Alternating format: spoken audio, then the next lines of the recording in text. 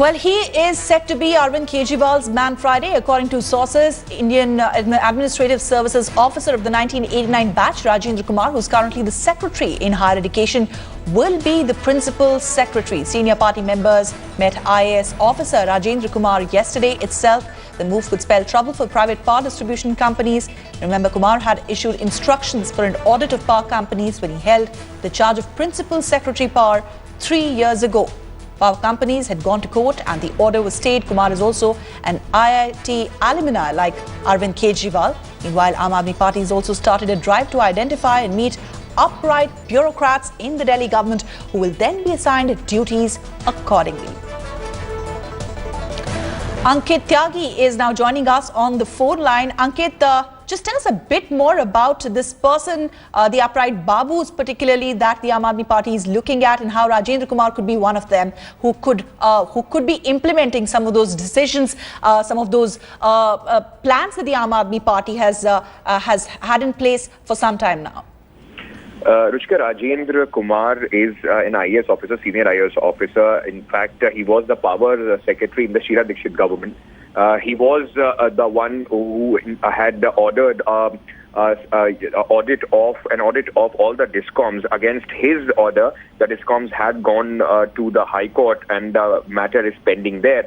But he is also an alumni of IIT. Arvind Kejriwal knows him also.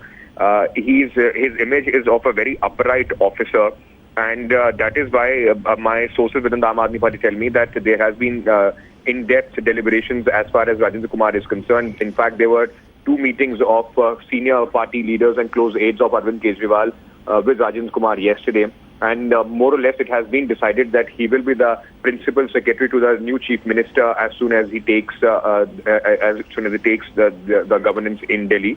Apart from that, there are also senior bureaucrats and IAS officers and other bureaucrats from who have been performing in the Delhi government so far. There is a drive that senior people like Yogendra Yadav, Manish Sisodia are on a hunt for Babus who can help them to get through the promises that they have made to the people.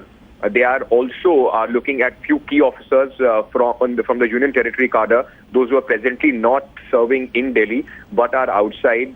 Team Kejriwal hopes that they also know that the entire work, all their plans would in the end be enforced by these officers, and it will be very difficult for them to be confrontive with the bureaucracy if they want to have a very constructive sort of government.